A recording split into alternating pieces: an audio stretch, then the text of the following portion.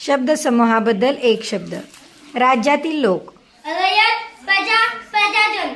रात्रीचा पहारेकरी. जागल्या. रोग्यांची शुश्रूषा करणारी. परिचारिका. लग्नासाठी जमलेले लोक. वराडी. लढण्याची विद्या.